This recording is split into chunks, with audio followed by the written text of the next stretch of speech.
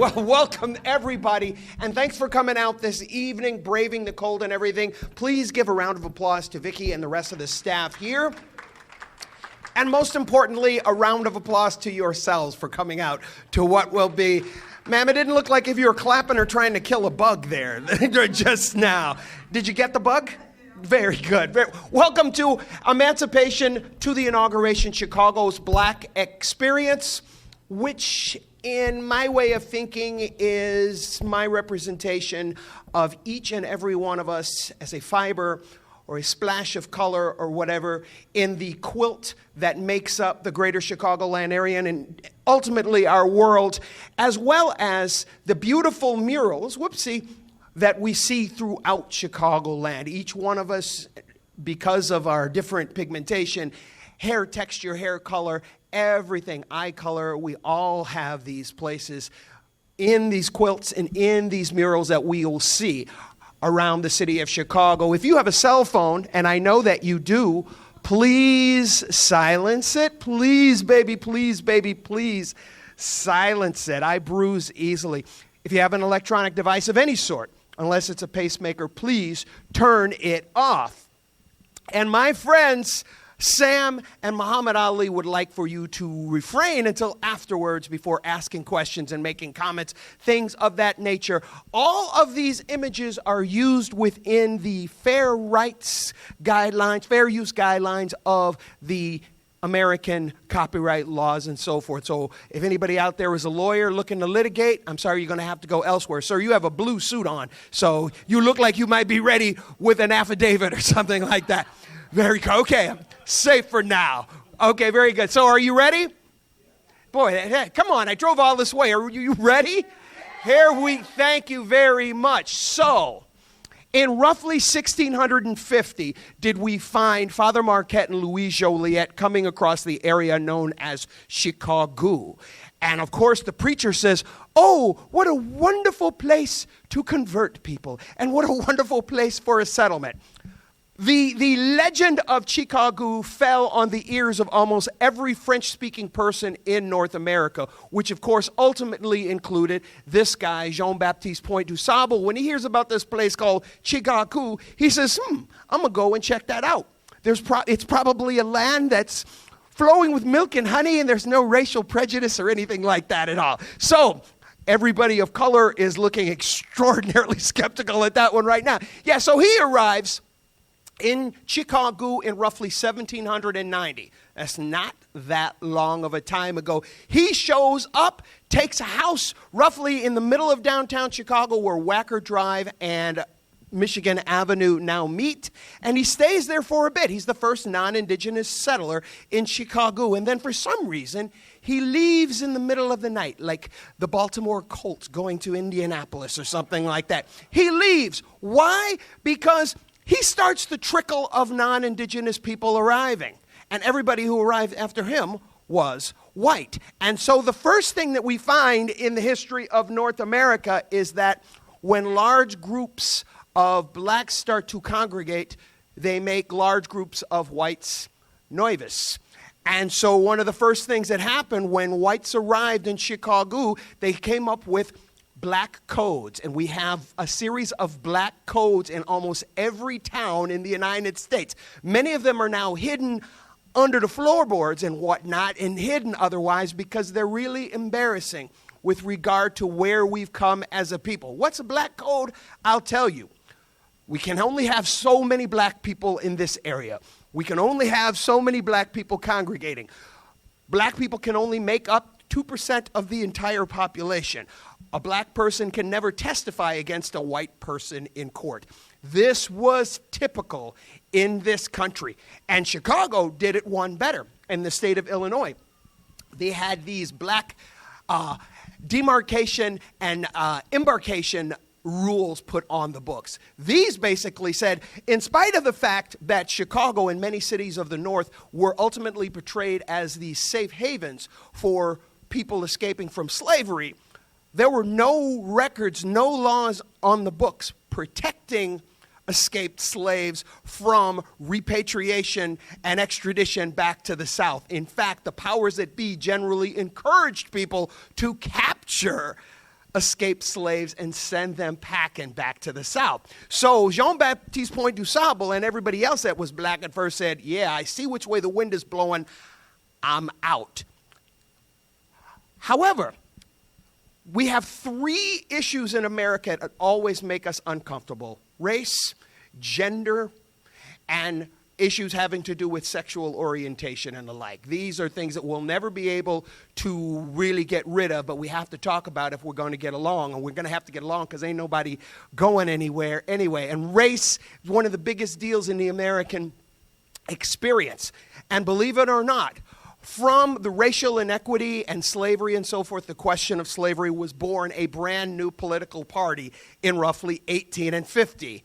That was the old original Republican Party. And let me tell you something, they were productive. Not only were they predicated upon the ridding of the world of slavery, and especially these United States, but they wanted to put a man in the White House in order to get it done. So from the inception of the Republican Party, not far from here, in just 7 short years, you had national aspirations and so forth. Here's our first Chicago-specific thing. This was a hotel. This was a hotel called the Tremont House in downtown Chicago. Why is it important?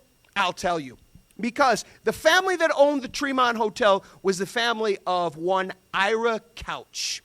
If you've been in downtown Chicago, everybody's been to downtown Chicago, right? If you were standing on Dearborn Street, and you have the Goodman Theater on your left, and then you have the McDonald's on your right, and you start to walk a little bit north, you pass the alley behind the Oriental Theater where all those people died.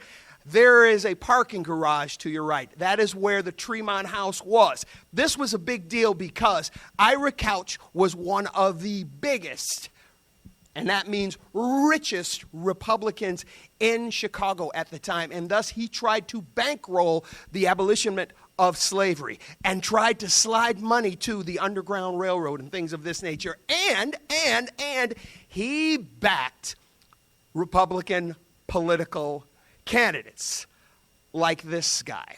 Abraham Lincoln comes to Chicago in 1860 for the Republican convention, and he leaves the nominee. And of course, as soon as he is elected, what happens? The Civil War. Now, one of the great things about Lincoln, in addition to the fact that he changed so much in office, is that he understood power and he understood resources.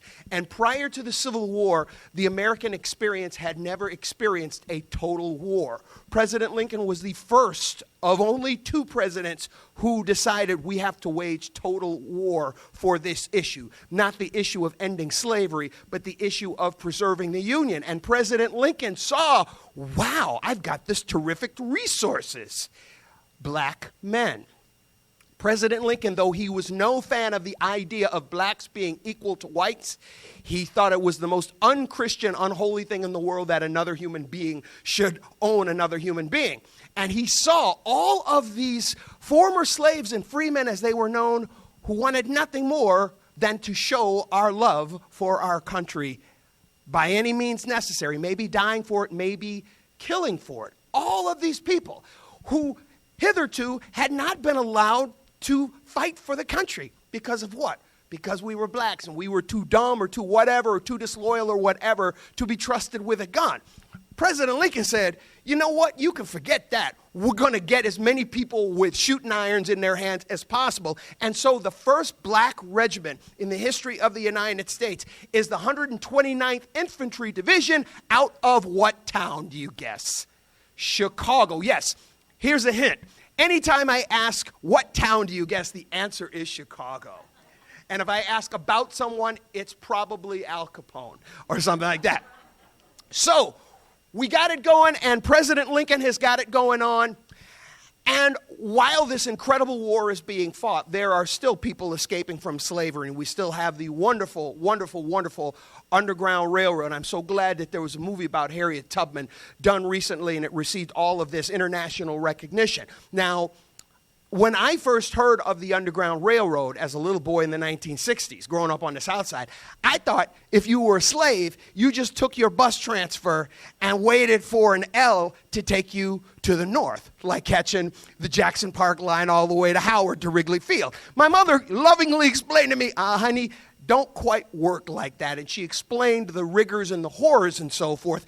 And Chicago not only was the final stopping point for many people escaping from the slave nations, but for some people, it was just a place to catch your breath before you kept on going to Canada, because you could not be sure that somebody wasn't going to capture you in Chicago or Milwaukee or Detroit or whatever and send you back to slavery. So we had these angels, these Underground Railroad conductors, hundreds, if not thousands of them that we have never heard of until now. We've heard of Harriet Tubman and a few others, but others not so much. Look at this gentleman here. This gentleman's name was John Jones.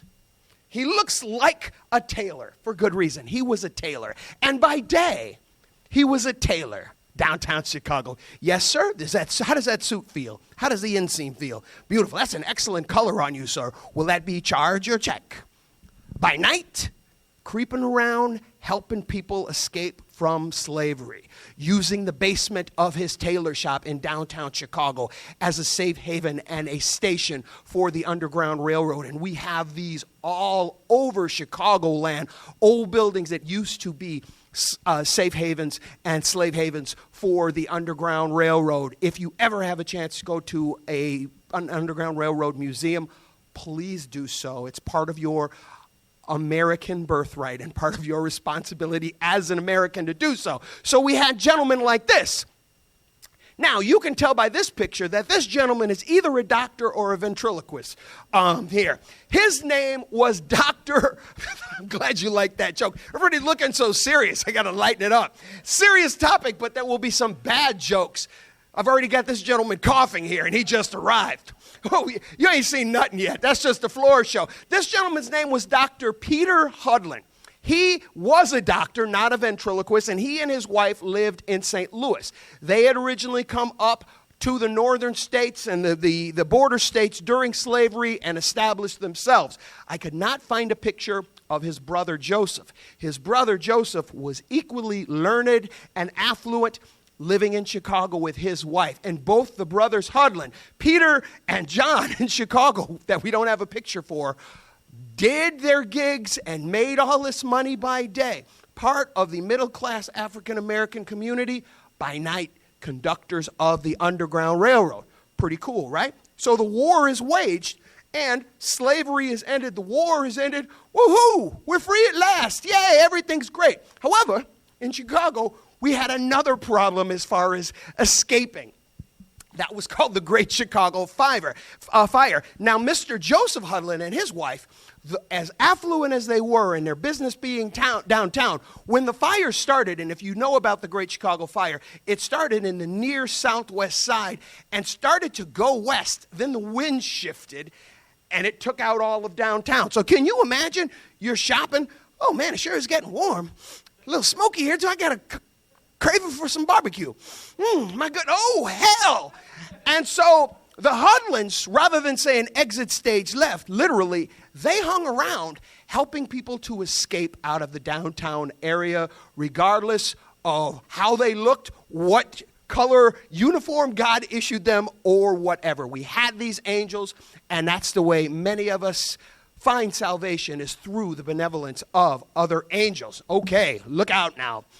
This force of nature was known as Ida B. Wells. And don't let this docile, sweet picture fool you. This was one of the original middle linebackers. And they call Chicago the city of middle linebackers. She would have been one heck. Can you imagine her blitzing in on somebody? Oh, my goodness gracious. Ida B. Wells, who is going to be the subject of another presentation I'm working on in part. This woman was ridiculous. This is the only woman who's going to get mentioned, only person who's going to get mentioned twice tonight.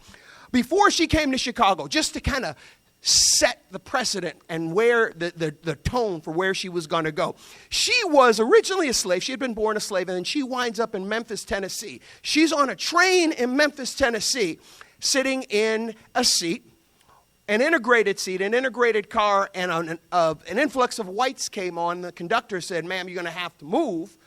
Let the whites sit down." She said, "Nope, I'm sitting here. I paid for it." Nope. So she was arrested. So what did she do? She sued the railroad and won. Let me say that again. She sued the railroad and won, which not only set a precedent with regard to how the courts can be manipulated and used for the advancement of all people, but it brought her regional stature and brought her to a regional status that she had never expected for herself. And so she was cloaked suddenly in this notoriety and this power. So what do you do when you got notoriety and power? You move to Chicago because you got some power to wield on people. And so what does she do? She meets this gentleman. His name was Ferdinand Barnett, the first black newspaper publisher in Chicago. And they become friends. And they become more. And they become spouses. And so you got one of the most outspoken, powerful African-American women in Chicago married to the first black newspaper publisher in Chicago. You can make an argument this is Chicago's second power couple after Potter Palmer and Bertha Palmer. And so Ida B. Wells is now ready for action. Put a pause, put a pin in that story. He's going to circle back to her in a little bit. Her name was Lucy Parsons. A beautiful woman was she. Originally from Texas was she. Descendants of African Americans and Latino culture there in Mexico. She actually married a white fella by the name of Albert Parsons, who not only was white, but he had been a Confederate soldier. Yeah, it was an interesting first supper with the parents, I'm sure, on that one. Albert Parsons, and this is one of the interesting things about the Civil War. There are a whole lot of people who fought for both the Union, and they really didn't care about slavery, but it was their home state. And there are a whole bunch of people who fought for the Confederacy who really wanted nothing to do with owning slaves, but it was their home state. This pride, this regional pride. And so Albert Parsons was about as liberal and a progressive dude as you could find. So they get married. They are both aspiring, what's the word I'm looking for? Radicals, anarchists, crazy leftists like me. They want to cause some commotion for the betterment of all. So when you have this kind of ambition, what do? You move to Chicago and you start talking. And this is in the middle of the Industrial Revolution. Ladies and gentlemen, remember, Jean-Baptiste Point DuSable arrives in Chicago in 1790. By 1833, when the city of Chicago is incorporated as a town, there are, 400 people. We could fit 400 people in this room, right? By the fire, there are 1/3 million people in 1871. So we've gone from 400 to 1/3 million people in 1871. And by 1893, the time of the World's Fair, 1,125,000 people. During the Industrial Revolution, Chicago was unprecedented, the fastest growing city in the world, and nobody has come close to that rate since. So we need as many anarchists and crazy people as possible. And so the Parsons were here to oblige. So Albert Parsons and Lucy Parsons, these two radicals, come to Chicago. Albert Parsons and his wife are both really, really respected speakers, to the point of where Albert Parsons is tied up in the Haymarket riots in 1887. So much so, he's held responsible for the riots that break out, and he and 7 other guys are hanged for their participation in these labor movement riots. What does Lucy Parsons do after her husband is executed? Does she run home to mama? She picks up the baton that her husband dropped and starts running with it. No less of a two-fisted macho Chicago guy than Studs Terkel used to say when he was a kid growing up in Chicago, he would go listen to Lucy Parsons speaking at Bughouse Square in the River North area. Lucy Parsons. This building is still there. After the Civil War, we had a new hospital that opened up on Hyde Park Boulevard in Washington Park. And next time you go see President Obama's house, and you are getting ready to go west on Hyde Park Boulevard, you keep going, and you get into Washington Park, and you hit a hospital all these modern buildings. Whoa! Nestled in all of these modern buildings, this one, the original one. Providence Hospital, the first integrated hospital in the American experience. And cutting people open at that hospital was this man, Daniel Hale Williams, an African-American surgeon, the first surgeon to successfully perform open heart surgery on somebody.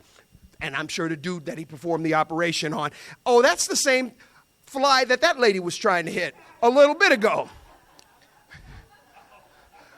That fly must be from Wisconsin coming in here trying to roll up on all my Chicago stuff. Daniel Hale Williams cut you open and smile at you to boot. A few short years later, we had another hospital open near downtown. This was Old Cook County Hospital, and it's still there. It's been closed for a number of years. The last hurrah, if you will, for this hotel was featured in the film The Fugitive with Harrison Ford.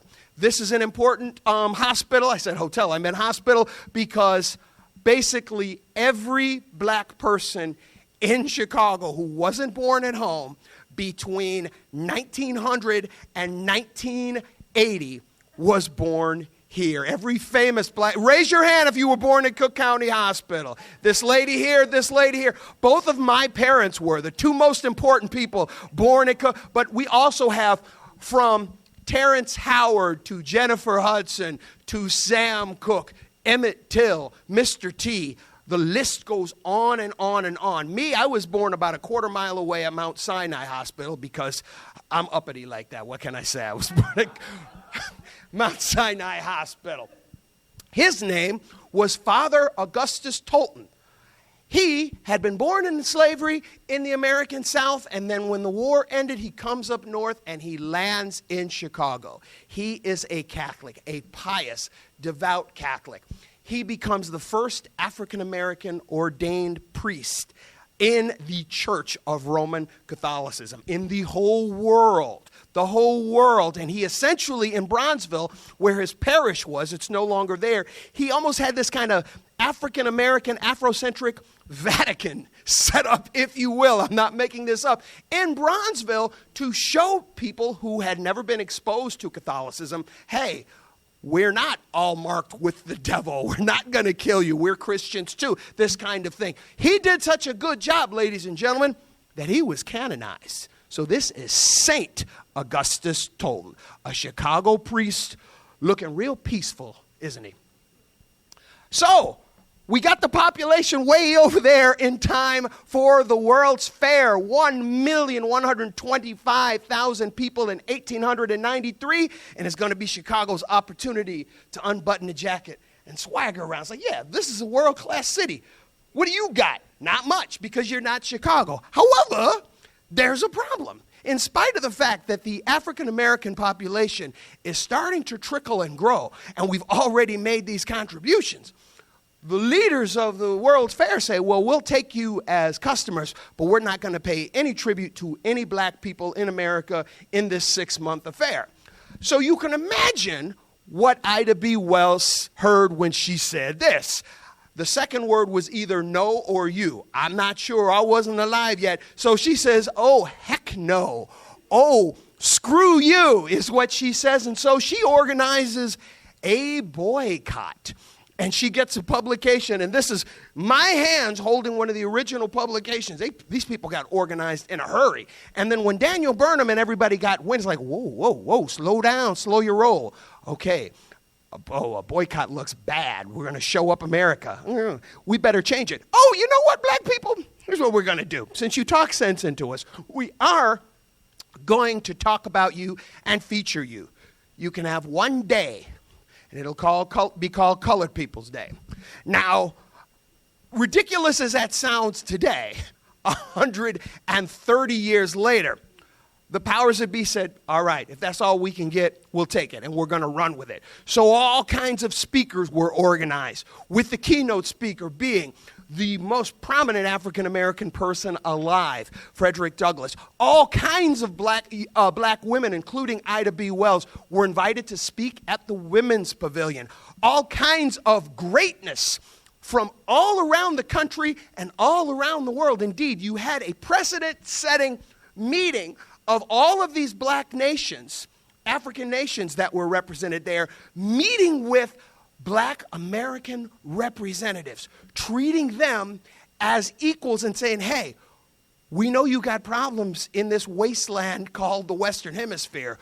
We hear you on our side of the world. And this is amazing because it sets the precedent for so many similar conferences that followed. Most notably in 1954, the Bandung Conference, which Malcolm X spoke about in a speech called Message to the Grassroots. He gave that about 2 weeks before Kennedy was shot. It's an awesome speech. I'm sorry, I got sidetracked there. So you have this going on, and then you have all of these traditional black colleges and universities sending the finest of the fine, the cream of the crop with regard to music and literature and orchestras and all kinds of choirs and so forth. This is the Hampton University Choir. They show up. 2 days before Colored People Day goes down, the Chicago Tribune writes, oh, this ought to be hilarious. We're going to see all kinds of floundering by these people. Colored people ain't got this stuff together. Then 2 days later, we retract what we just wrote a couple of days ago. We saw nothing but excellence. Shame on us.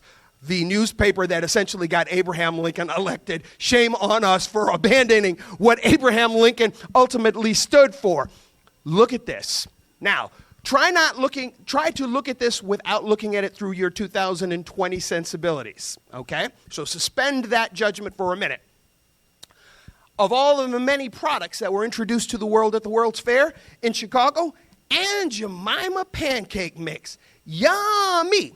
And they wanted this to have universal appeal. So they elected what they felt was a docile, peaceful image of a black woman. Now, by today's standards, it might be peaceful. It's not docile, and it certainly isn't affirmative. However, if we were living in 1893 and compared this to the other ways in which black people and Latino people and so forth, and Chinese people and other Asians were depicted in advertising, this is the Academy Damn Awards up in here compared to some of these things. I just said damn. I'm sorry. I've never cursed in my life. So you have this positive image. Everybody take a mental note. Make a mental note of this picture, okay? Now, we'll circle back to that eventually. So Ida B. Wells, by this point, after threatening a boycott and all this, and she's walking around, swaggering around, getting ready to blitz somebody, she goes up. Her pet passion has become awakening whites in America to the horrors of lynching. To this day, the average person in America doesn't understand the implications of lynching. When we hear about or see lynching, we're watching a Hollywood movie, and we see a very neat silhouette of a strapping black man dangling from a tree. Would it all be that peaceful, that somebody could just die peacefully? The horrors of lynching are absolutely astounding, and nobody cared. The only people who cared were black people and clergy people around the United States. You never could get any kind of politician to admit that lynching ever occurred. My goodness gracious. So she is spitting fire. So she goes to Frederick Douglass and she says, Mr. Douglass, how can we get these people to care that all these people are being murdered in cold blood? He says, well, Miss Wells, what you have to do is remember, when you're dealing with a country like America, the biggest thing they respond to, like a teenager, is peer pressure. Go over to Europe and shame the crap out of this country to her European contemporaries and peers. So you've heard of Mr. Smith goes to Washington, Miss Wells goes to Europe, and she started talking some trash. And of course, the European nations looking at any opportunity to talk some stuff to America, too big for our britches, not even barely over 100 years old at this point, and then suddenly the President of the United States, the presidents of the United States start to acknowledge that, oh yes, we maybe have a problem here with this whole Jim Crow thing. And then finally, it wasn't until one of the most racist presidents in history, Woodrow Wilson, finally just said, yeah, we have a problem with lynching because of the noise. Not the noise from his citizens, but the noise from countries whose opinion he cared about. But it all started with Ida B. Wells. Another thing about the World's Fair, all of these black musicians come to Chicago looking for work. Why? They were expecting 10 million people in Chicago. 27 million people came to Chicago during the World's Fair at a time when the American population was only 64 million people. One of the musicians who wound up in Chicago, a fella by the name of Scott Joplin, who had been tinkering with a new form of syncopated orchestral band music that he would eventually name ragtime. And so you could make the argument that the genre of ragtime is invented, or perfected at least, in Chicago. Moreover, you had all of these other musicians arriving, and they underscored or fueled the birth of a brand new neighborhood just south of Chicago's Levee District. It was called the Stroll. The Stroll section of Bronzeville would ultimately rival Harlem in the 1920s like you would not believe. The Pekin Rag, what's that about? Is that about the city? No, it's about a nightclub in the Stroll called the Pekin Club. And ladies and gentlemen, if somebody wrote a song about your nightclub, there was probably a whole lot of fun had at said nightclub. And so you had places like this exploding all over the place, giving rise to more and more musicians like Jelly Roll Morton and so forth coming up to Chicago, starting a precedent.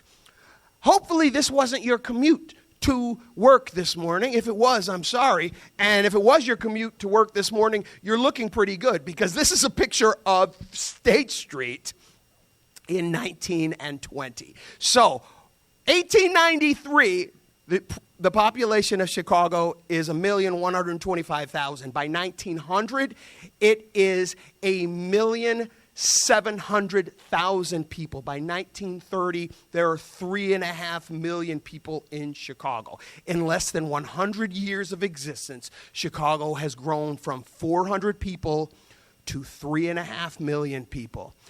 Why do you think we have all these potholes, for goodness sakes? So, with the general population is growing the African American population, and an ingenious form of the African American population, ingenious in that it just settled into American life, as we all are guaranteed in a meritocracy. Mr. Jesse Binga had a $10 savings.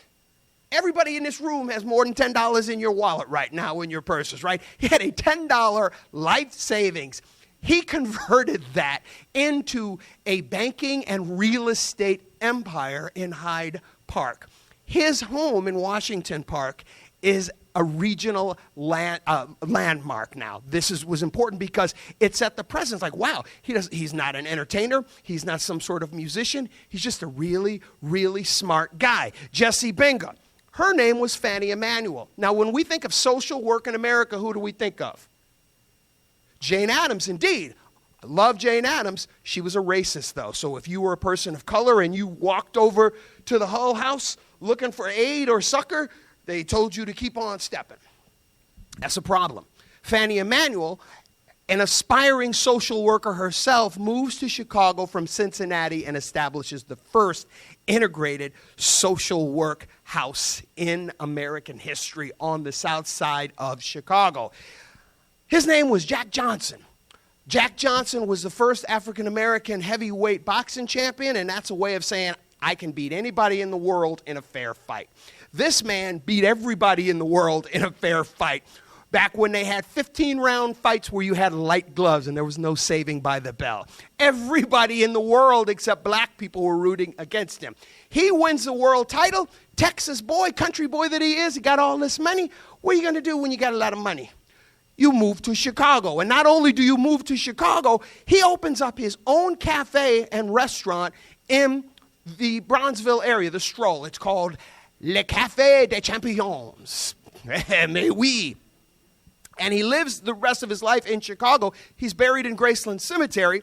One of the things that he did that nobody seems to talk about is he personally integrated the Everleigh Club. How many of you have heard of the Everleigh Club?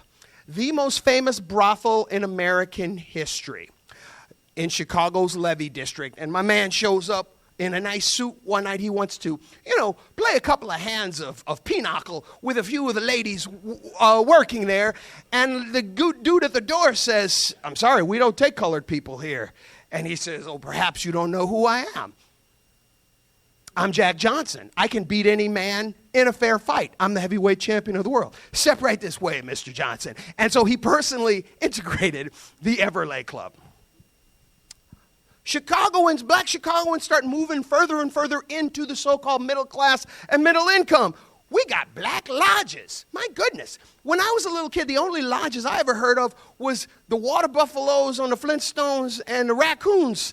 Jackie Gleason, Brother Raccoon. I didn't know there was this whole network of this, almost said nonsense, going on, but it included middle-class black people. Here is a meeting, a party, where they are celebrating Mr. Teenan Jones. There's Mr. Teenan Jones right there, looking shady compared to all the other people in the picture. Why would he look shady?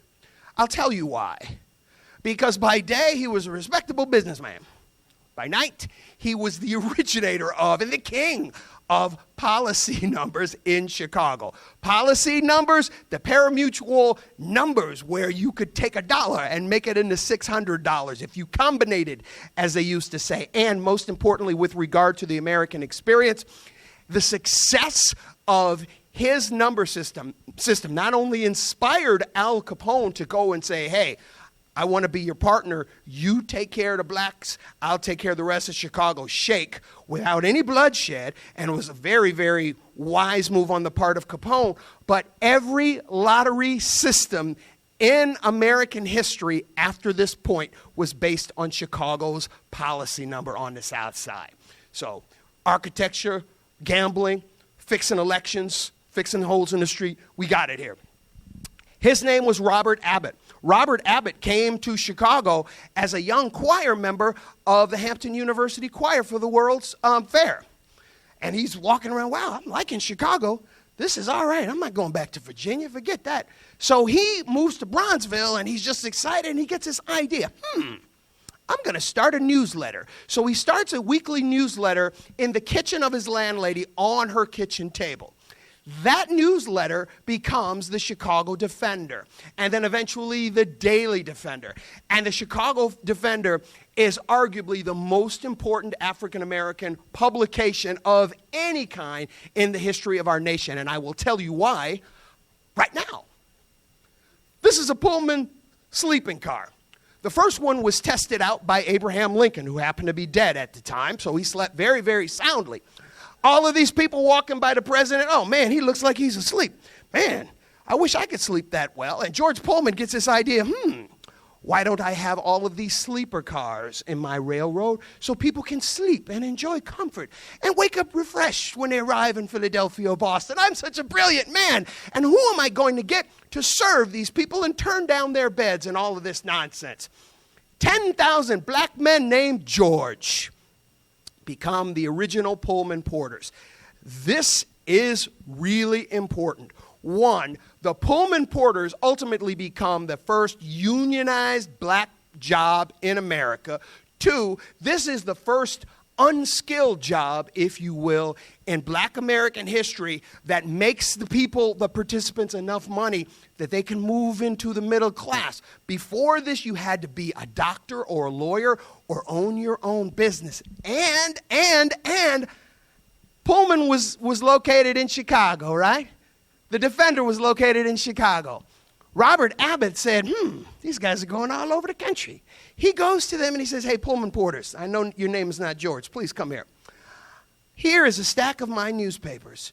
Y'all take them out on the road everywhere where you go in this country and you sell them. You keep 40%. I'll take 60. And so the Chicago Defender, teamed with the Pullman Porters, becomes the first nationally distributed black newspaper in American history. That's very important, particularly when you consider all the stuff that was going to hit the fan in the 20th century. This is a boll weevil.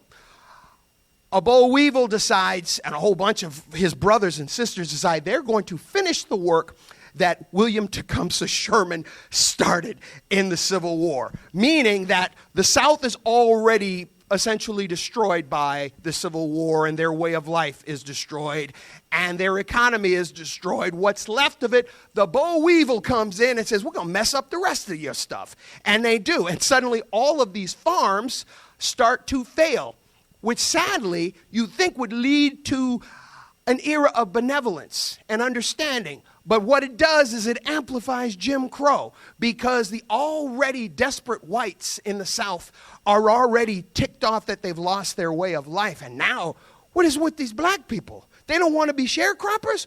Well, we're going to burn up some stuff. Where's that cross? Give me that rope. Terrorism. The first form of terrorism in America is what Jim Crow people did to black people and some Asian people, gays, anybody who was different. Jewish people, Catholics, this is our first instance of American terrorism. So by this point, a lot of African Americans are broke in the South. It's like, man, we're down here struggling only to maybe get lynched after not making a dang cent. At this point, all of the black newspapers start to call for the Great Drive North. Move, move, nothing is holding you here. And World War I has just begun. And suddenly we had this incredible influx of European immigrants fueling and feeding the American factory system. Now, a whole bunch of them have gone back home to their countries in order to participate in the Great War. And once America becomes involved, Johnny's going overseas to take care of business. So you got all these factories that are empty. So all of these northern factories start sending representatives down to raid farms in the South, walking up to every sharecropper. Hey, how much did you make yesterday? A penny. Wow, I can guarantee you at least 10 times that much a day if you come with me to Chicago. And so you have the slow trickle, and at some point during the First World War, every newspaper calls for every black American in the South to leave. And the Great Migration starts in earnest during the First World War. Here are the veins. Look at all this area going straight up to Chicago, straight up to Milwaukee and Detroit and the like. Check this out. In 1910, blacks made up 2% of Chicago's population. By 1960, a quarter of nearly 4 million people. That, my friends, is change, and that is your Great Migration, which, of course, leads to equal and opposite reactions. So, the First World War ends, Johnny comes marching home, wants his job back. Johnny comes marching home. What are all these colored people doing in a place that used to be whites only? The year after World War I ended, 1919, the biggest year for race riots in the history of this nation. 1919, there were race riots all over. The biggest one was in what town? Indeed it was. Starting innocently enough, an African-American kid didn't realize that he had floated over the Mendoza line into the white section of Lake Michigan at this beach. And he had all of these rocks and bricks cascade down on him till he was killed. He's laying on the beach, dead. His family and friends are around him. The cops are there taking statements. The cops, of course, accepted whose word about the events that transpired? The assailants, the perps. And all hell broke loose. For 2 weeks, you were not safe walking around unprotected in Chicago. For 2 weeks, people got torn up, people got killed. You had about 60 people who wound up murdered, scores of people injured, hundreds of thousands of dollars of damage done, and the only safe place was Providence Hospital. That was the one place, whoa, come away from these people throwing bricks. I don't care what color you are, just as long as you were here. Come on in here. And to give you an example or an idea of how wild this was, the Union Stockyard closed for 2 weeks during the race riot of 1919. For the Union Stockyard to close for any reason, the place that opened on Christmas Day, for goodness sakes, in 1865, give you an idea of what they were putting up with. One of the silver linings of this cloud, this gentleman was Mr. Claude Barnett. He read the wire reports during the racial riots all over the United States, and all of them portrayed the blacks as the perpetrators and the aggressors. He said, no, wait a minute. what? How are we in every situation the bad guy? He says, oh, because this is a white-friendly national news wire service. So what he did, oh, by the way, this gentleman lived in what town? Thank you. He started the the Negro Associated Post, a black-centric news wire service in Chicago that lasted for about 50 years, a result of the race riots. Sears Roebuck, everybody in this room was dragged at least once on a Saturday by your mother or father to deal with their boring stuff. They're very boring. Oh, it's almost the weekend. They're very, very boring shopping with the promise of getting a toy or something like that. You know what? If you're good, I'll buy you a G.I. Joe. Now just shut up. Okay, Dad, no problem. Well, unwittingly, Sears Roebuck had a hand in desegregating the United States. How? Well, one of the things about Chicago is that it essentially perfected the art of mail-order catalogs. And many of us in this room at one point or another were probably followed by a house detective in a department store and then made perhaps after you left the store to open your coat or lift your shirt, or if you're a lady, lift your dress as evidence that you didn't shoplift something. And then even if you didn't have anything, it's really, really humiliating.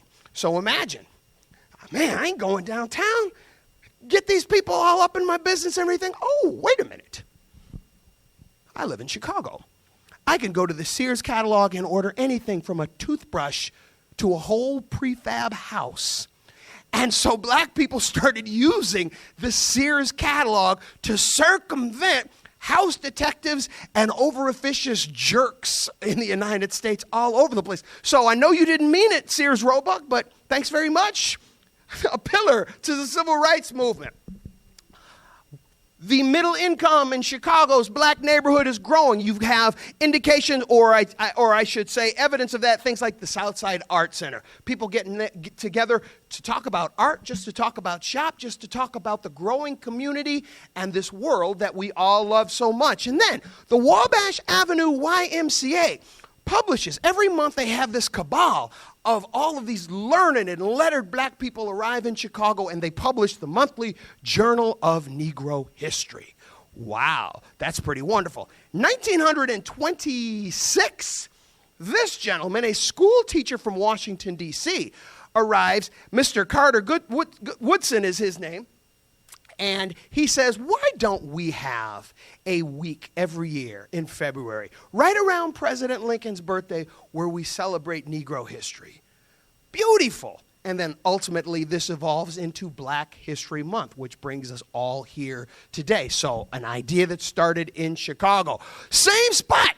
2 years later, 1928, a Chicagoan or a man in Chicago's already created ragtime. We got a Chicagoan and an honorary Chicagoan, a Chicago transplant from the Delta by the name of Mahalia Jackson, and her new best pal, the Reverend Thomas Dorsey, who combined their genius and their skill and their passion to create gospel music. So we got two genres of music started in Chicago, and it's not even 1930 yet. Oh my goodness, what's next? Oh, this is what's next.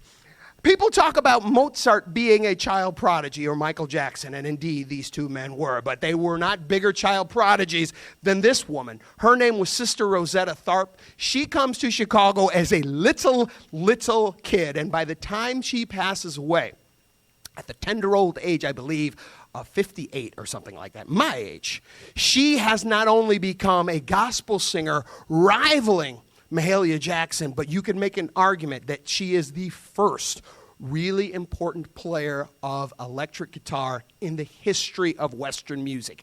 Every guitar hotshot from Britain and the United States in the 50s, 60s, and 70s knows about her because they stole all of her licks. So she is here in Chicago. And please, she's wearing a formal dress, playing a guitar that's too big for her, and she's got dimples that you could turn your ankle in. This is something else here, I'm telling you. This gentleman here, let the record show that Chicago should have been called Guitar Town because for a 50-year period, Chicago made more guitars than any other city in the world. One of those companies was Kay. This is a Kay guitar, and I don't know who this gentleman is, but he's throwing down, and he's great. Why? Because another form of music was born in Chicago on the South Side in the late 20s. It was kind of a house music. Who here has heard of a rent party? Who here has attended a rent party? Oh, okay, so a rent party. If you don't have the rent, oh man, I'm short. I know what I'm gonna do. I'm gonna take this money, I'm gonna buy a bunch of booze, I'm gonna hire a band, I'm gonna buy some pig's feet and knuckles, and I'm gonna charge, I'm serious. I've never eaten, let the record show, I've never had pig's feet nor knuckles, but I hear they're delicious. I was a vegetarian for 20 years. I ain't eating no knuckles. And then you charge admission for a rent party and you make your rent. And of course, the booze, the number one attraction, the pig's feet and pig's knuckles, the number 3 attraction, the music, the number 2. And you get these people, local musicians playing acoustic, kind of folk, jazzy, bluesy music. This is known as skiffle music in Chicago. Skiffle music moves across the United States, then moves across the Atlantic Ocean, where, like Sister Rosetta Tharpe, it influences everybody from the Beatles to the Stones to the Who to Led Zeppelin and everybody. So without Chicago, it's a boring place. That's my whole point. Oh! While we're making other music, let's make some more music. All these Delta musicians come up to Chicago during the Great Migration, and they hear that the wonderful Jewish shop merchants in their open-air Maxwell Street Market are hiring musicians. Beautiful. I'm a blues musician, and I am a blues musician. I walk over there, hello, I'd like a job. Go ahead, son. I sit down with my acoustic guitar, and I start to play acoustic Delta blues for roughly 6 hours. By the time my gig is done, I sound like Carol Channing because my voice is all jacked up. Well, have no fear. I'm in Chicago. I go downtown to Sears. I buy a cheap electric guitar because Chicago makes more guitars than any other city in the world. A cheap amplifier from Sears, a Silvertone or an old Craftsman, and a cheap microphone.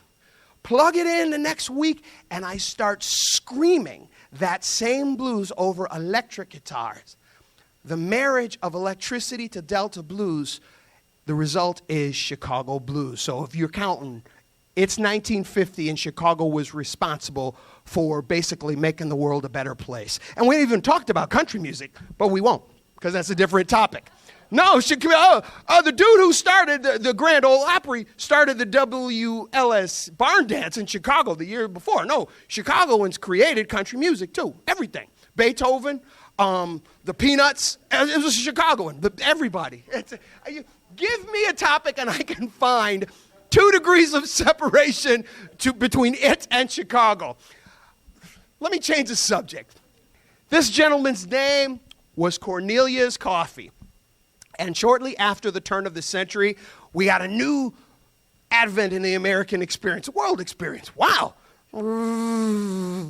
People flying and whatnot. Amazing.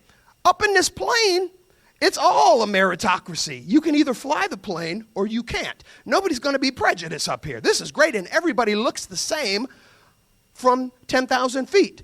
That is insignificant. So women and minorities are rushing to learn how to fly in the early 20th century. Cornelius Coffey hears that there's a flight school in the South Loop. Just south of Roosevelt on Michigan Avenue. He rolls in there, hello, I'd like to learn how to fly. They hand him a broom and says, the only thing we got for you is a janitor's job. So rather than hitting the dude in the head with the broom, he takes the job. Why? Because when you're the custodian, you have access to information.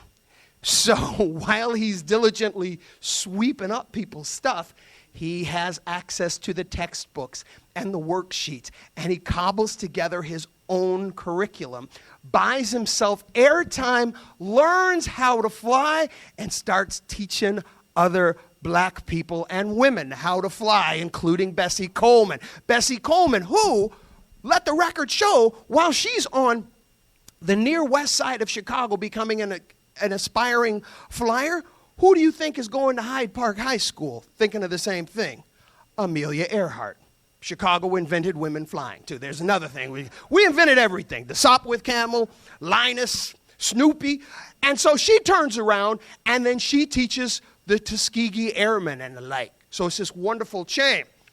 A college rivalry is born in the 1930s. That is Mr. Jesse Owens running for the Ohio State University, and that is a Chicagoan by the name of Ralph Metcalfe running for Marquette University. They are just two collegians running a meet right here.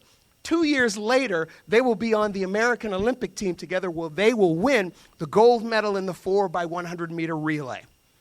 Wow. And they'll get to shake hands with who?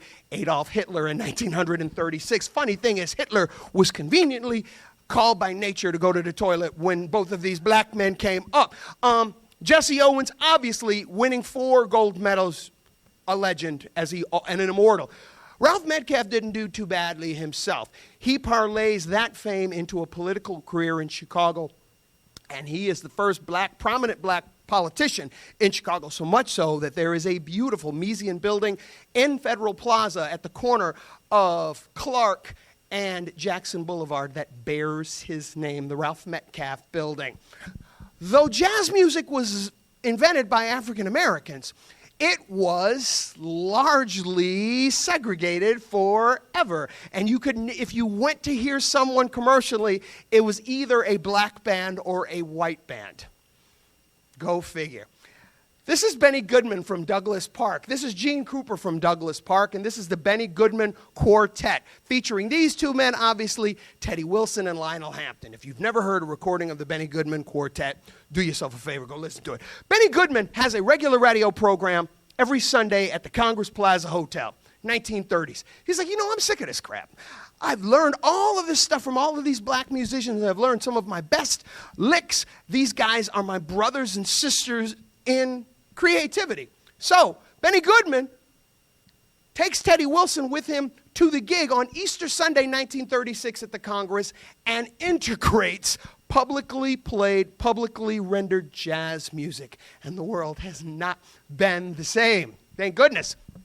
His name was John H. Johnson. And he, in his own words, wanted to be the Negro Hugh Hefner, which they were both men from Chicago who were heavily into publishing. Hugh Hefner published one thing. I think it was about money. John H. Johnson did something else. He did not publish naked ladies in a magazine. He did, however, publish the Negro Digest, the popularity of which eventually split off into 2 magazines, Ebony and Jet, enabling him to build the signature building that, though it is a landmark, sadly is no longer owned by Ebony and Jet. And Mr. John H. Johnson, the first black person to be on the Forbes 400 list. Not bad for a kid from Chicago. Who is this, everybody? It's an actual person. His name was Frank Johnson, and he was a very popular concierge in Chicago. When the converted rice company was trying to come up with a universal image for this delicious rice, what about that really nice concierge in Chicago? Let's go see if he'll take a check for $25 and let us exploit his image for decades after he's gone. And Mr. Johnson says, sure. He poses for the picture. It becomes history. And so he becomes, in perpetuity, Uncle Ben's. How far we've gone from 1893 to this. That ain't no Sammy. That's a handsome concierge. An underpaid concierge for the use of his image, but that's a whole other situation. Oh, mercy. His name was Emmett Till. That's his mother. And I am quite sure that this is the last picture that Mamie and Emmett Till had taken before Emmett Till had the misfortune of going to Mississippi in the summer of 1956, allegedly making an untoward remark at a woman who has recently admitted that she made the whole thing up. His murder sent shockwaves not only through the south side of Chicago. My Aunt Carol, rest in peace, went to school with Emmett Till, and she said it was horrifying. And then when Mamie Till, Mrs. Till, had his casket open there at Leak Funeral Parlor at 78th and Cottage Grove, that was something. But he did not die in vain, because you could make the argument that the murder of Emmett Till was the violent spark that really got the modern civil rights movement going. Rosa Parks notwithstanding. Speaking of civil rights, Martin Luther King came to Chicago a lot during the last 10 years of his life. I mean a lot, so much so that he actually lived in an apartment building in Lawndale. And this man had a plan for desegregating Chicago and northern cities because in his mind, there was not only a direct line from the plantations of the South to the ghettos of the North 100 years later, but also how could you possibly desegregate the South while the North, as benign as it seemed, was still allowed to operate business as usual. And as Malcolm X said, I'd rather walk through a room of rattlesnakes than be alone with one copperhead, because subtle racism will break your heart before it kills you. Overt racism will only kill you. I know that doesn't make any sense, but some of you know exactly what I'm talking about. Speaking of Malcolm X called Chicago home for a while, as almost every man getting out of prison who joined the Nation of Islam did. And he was groomed. Oh, he was groomed by Elijah Muhammad, and he quickly became the spokesperson for the Nation of Islam, one of the most charismatic speakers ever. If you've not read the autobiography of Malcolm X, do yourself a favor and do so.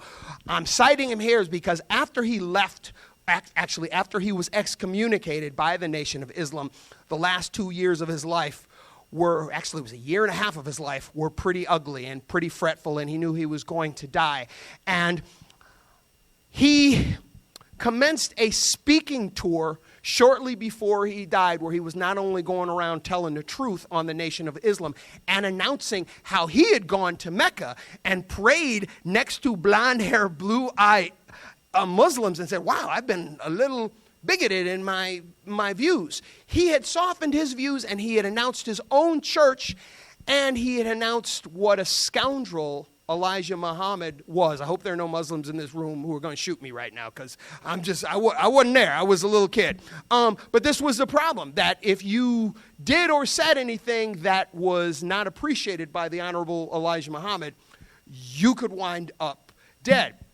He's on this speaking tour around these big cities. This is him in Chicago. That's Irv Kupcinet interviewing him.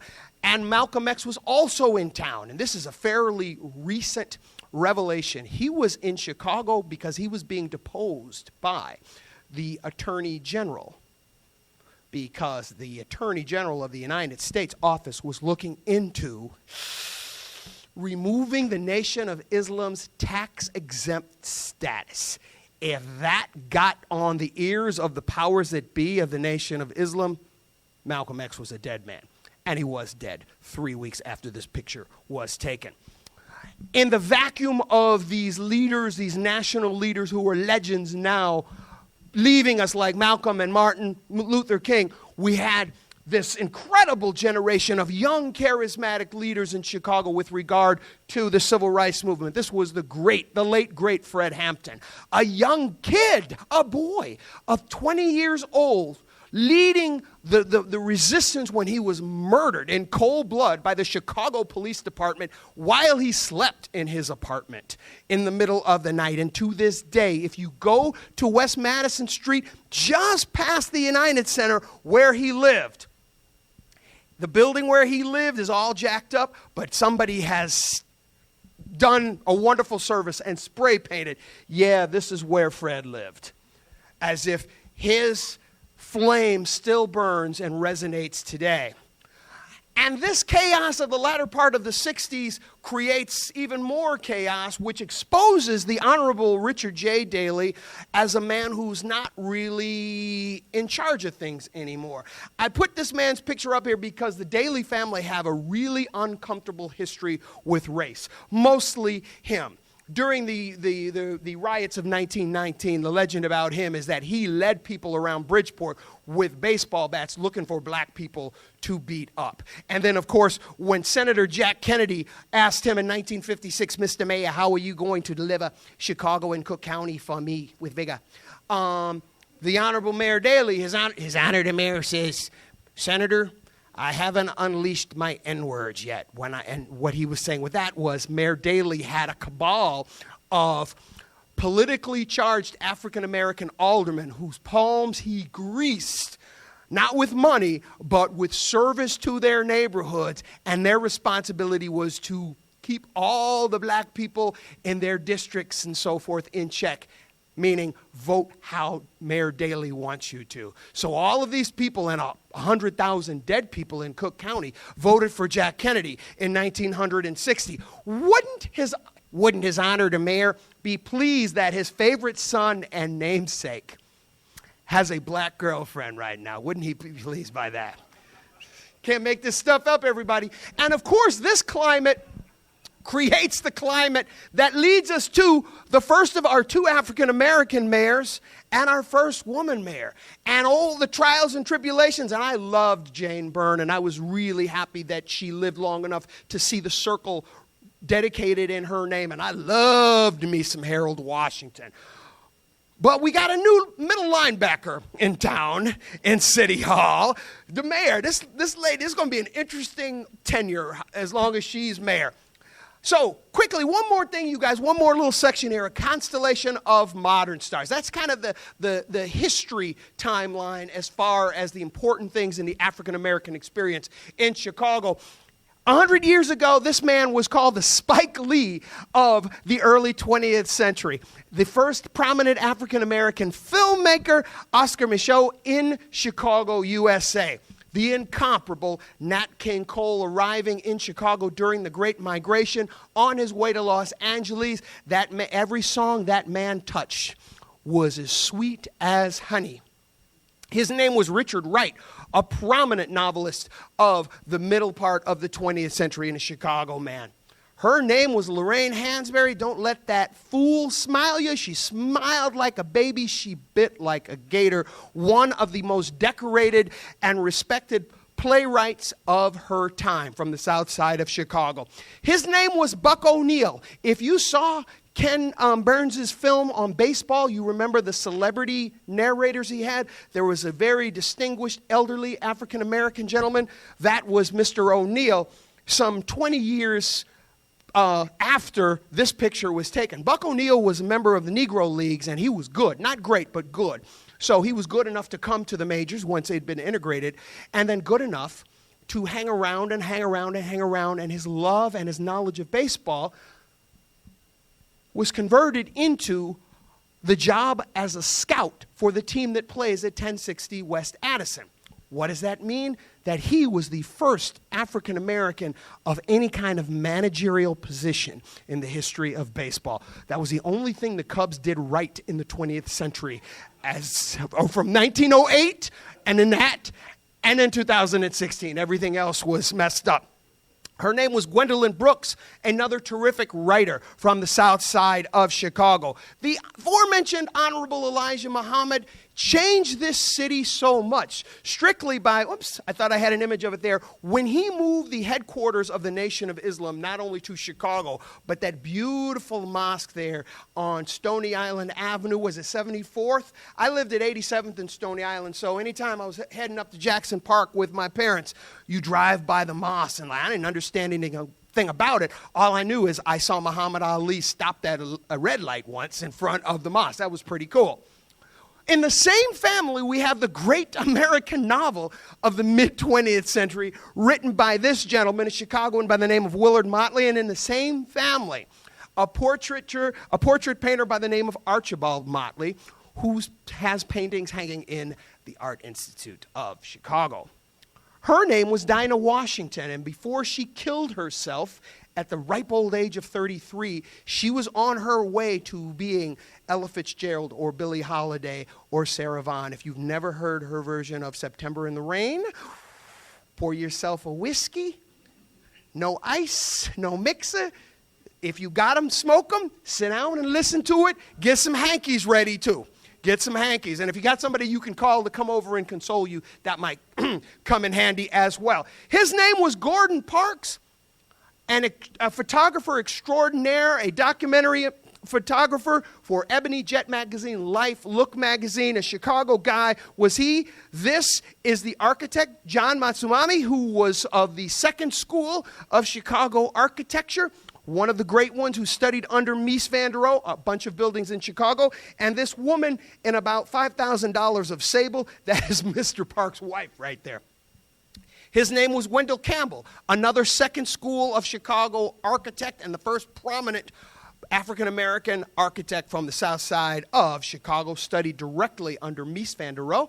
I met him a couple of times when I was a little boy because he was the cousin of one of my mother's brothers-in-law. So a maternal brother-in-law, not related to me by blood, but my Uncle Wilbur was great, and he told us all these funny stories about Mies van der Rohe through Wendell Campbell. His name was Hans Massaquoi, and this man's story was fascinating. So dig this. His father was from Liberia, 1920s. His father goes to Germany, meets a young German girl, they do what comes natural, and they have a baby. Him. And then Hitler comes into power. The Liberian father says, nah, I'm gone. And so the lady stays in her native Germany with her son, a black boy who's growing up in the middle of Nazi Germany. That's a picture of him at a rally where Hitler was speaking, wearing a little swastika on his sweater vest. Needless to say, this gentleman growing up in Hamburg had a whole lot of stories to tell. And he becomes a writer. And he moves to the United States, starts writing for Ebony and Jet magazine, becomes a syndicated writer, becomes an editor. His memoir is one of the most fascinating memoirs you will ever read. His name was Milton Olive III, and he was a kid originally from Tennessee. He comes to Chicago during the Great Migration. The Vietnam War breaks out, and all he wants to do is serve the land that he loves, which is all anybody wants, is an opportunity to prove themselves in a meritocracy. So he gets his chance. He goes overseas. He's there in Nam, and a live hand grenade rolls into his camp. He throws his body on this grenade, sacrifices his life so that all of his army buddies were saved. I remember in 1967, my teacher telling us this story a year or so after it happened, and she got all these goosebumps as I'm getting now, telling us this story. And we didn't understand the implications of it then. However, Milton Olive III, not only is his name born on the beautiful little park at Navy Pier, where the beach is there, the Hubbard Street Beach, but he was the first recipient of the first black recipient of the Congressional Medal of Honor, albeit posthumously. His name was Sam Cooke, and let me tell you something. When he wrote a song, when he sang a song, when he did anything, it stayed sung, written, produced, or whatever. The biggest funeral in the history of the South Side of Chicago was when he was laid to rest there, once again, same funeral parlor as Emmett Till's, Leak Funeral Parlor at 78th and Cottage Grove. This dude was something else, though. Oh, Muddy Waters. Many people say the definitive face and voice of the first wave of Chicago blues musicians. And how could you not love that face? How could him and Sister Rosetta Tharpe with these beautiful kissers, as you will. Her name was May Carol Jameson, and you're looking at a Renaissance woman there. She's still alive with us today. An astronaut, a dancer, a model, an actress, oh, by the way, a doctor from the University of Chicago Medical School. Her name was Barbara Gordon Proctor. She was the first big shot A&R representative vice president of a white-owned record company. That was VJ Records on the near south side of Chicago on Michigan and about 15th Street. She was good. She got a phone call in 1963 from a British gentleman introducing himself and identifying himself as George Martin, the producer for a band in Britain, a bunch of Liverpudlians called the Beatles, whose American record company, Capitol, refused to release their records. And they had been given permission to cut any kind of deal with any kind of American record company. So he calls VJ. She says, oh, yeah, I think we can work with you. And by the way, tit for tat here. We'll release your boy's record here. I got a group of guys here called the Four Seasons. Can you break them in England for me? Obviously, both of these bands become legends, especially the Beatles. She ultimately is the first woman to own her own advertising agency. Chicago girl. A man who needs no introduction, but he needs a shirt right there. Her name is Janet Langhart Cohen. As you can see, a beautiful woman. This is a fairly recent picture of her. She came to Chicago, an aspiring model in the early 60s. And if you were a black woman back in those days, you didn't get too many modeling opportunities. By the middle of the 1960s, not only was she a successful model, but she was modeling the bridal dresses for the annual Marshall Fields fashion show, which is like batting cleanup for the Yankees. LeQ, the man from 3639 Prairie Avenue in Chicago, the most decorated person in the history of the Grammys. Oh, you big dummy. His name is the big one. His name was John Sanford. I'm sorry, I can't help it. Who doesn't want to immediately, Elizabeth. He was a comic, clearly. He was from St. Louis. His name was John Sanford. He came to Chicago, got in the Chitlin circuit here, and then went to Manhattan to really get into the circuit. While he was in Manhattan, he was working in a kitchen. As a young African-American with red hair, he was called Red, and then a new, younger African-American with red hair started working in the kitchen. So how are we going to differentiate? They called him Chicago Red. The other guy from Lansing, Michigan, was referred to as Detroit Red. That's Red Fox, and the other guy was Malcolm X, working in the same kitchen together. How they got any potatoes peeled is beyond me. Love, peace, and soul. The former letter carrier from the south side of Chicago, Don Cornelius, wants to create a black American bandstand, and he did. And before he got super, super rich by moving everything to Los Angeles and selling everything into syndication, the first year of Soul Train was taped in Chicago at the Board of Trade building. Yes. Her name is Sheila Crump Johnson, the first woman black billionaire in the American experience. His name is the Reverend Jesse Jackson. Love him or hate him, his place in American history is as solid as the Rock of Gibraltar, because from helping Dr. King, being Dr. King's right arm when Dr. King started his work in Chicago, to being there on the premises when Dr. King was murdered, to taking Operation Breadbasket and turning it into Operation Push and the Rainbow Coalition, to running arguably the first viable candidacy for the presidency by a person of color. He's done it all.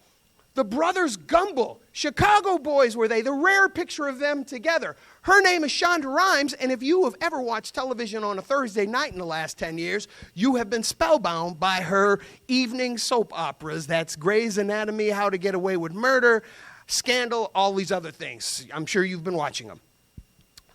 And the Chicago School of Hip Hop, beautifully represented by Messrs. Chance the Rapper and Messrs. Common there. And then herself. And as we get toward the conclusion here, give me a minute here. Oprah Winfrey, this is really important. Oprah Winfrey arrives in Chicago in 1983. She's an instant sensation. So much so, she not only sells her show into syndication, she buys an abandoned building and she turns it into her studio. Michael Jordan arrives in Chicago the very next year. Now, Oprah Winfrey buys the old West Side Armory and converts it into Harpo Studios. Harpo Studios was one block west of Halsted on Washington Street, right where that corridor of Randolph and Washington and Madison began, okay? Michael Jordan arrives in Chicago playing for the Bulls at Chicago Stadium, at Damon and Madison. If you are my age or older, when you were a little kid, that was one of the roughest neighborhoods in Chicago. As my grandpa said, don't take a respectable lady to that neighborhood. If you had tickets to the game, you got in, you got the heck back home. Well, Michael Jordan's brilliance and the unprecedented championships of his 6 Bulls teams are able to be converted into the house that Michael built. So you've got the Oprah Winfrey studio going on, and then roughly a mile and a half to the west, the house that Michael built. This has changed the neighborhood. That's now one of the hardest places to get a condominium. And we went from Aunt Jemima to Frank Johnson to Oprah Winfrey, whose face is all over the place, especially if she happens to own the billboard and the magazine, and Michael Jordan, who has endorsed everything except Tampax at this point, and they're going to have a Nike Air Tampax. The jumping man handing a Tampax to a lady. So the image of African Americans has changed mightily, but none more than the former residents of 1600 Pennsylvania Avenue. And when I see this family, where the children never did anything wrong while they were famous, where the first lady always said the right thing, and where the president, evidently the only thing he ever did wrong was wearing a tan suit to a press conference, I'm reminded and I am made hopeful that in spite of our differences, we have way more stuff that can unite us if we allow it to unite us. And I think back to one of the great early murals in Chicago, the Wall of Respect, going back to the 1950s, a beautiful mural it was, the Wall of Respect, all of these images of all of these people of color in various walks of life that just wanted respect. And if you drive around Chicago today, in my mind, my nickname for Chicago is Mural City. There are so many murals around the city, and they're things of beauty and things of pride all over the place. And that just reminds me of this quilt of which we are all a part. Maybe a tiny little thread, maybe a big old swath. It really doesn't matter, but we're all in this together. And that takes us back to the first guy who got here. He got out of town before sundown, but he'd be pretty darn proud were he alive today. I happen to have, if you've enjoyed this evening, I've got copies of my book with me. If you want to I hope I'm back sometime to continue this series. The next one is The Great Migration and the Great War, Engines of Change. And then I alluded to this, the time that Dr. King spent in Chicago in the belly of the beast. King in Chicago. Until that time, until our paths cross again, keep on rocking your library and your librarians. Good night, and may your God go with you. Thanks very much.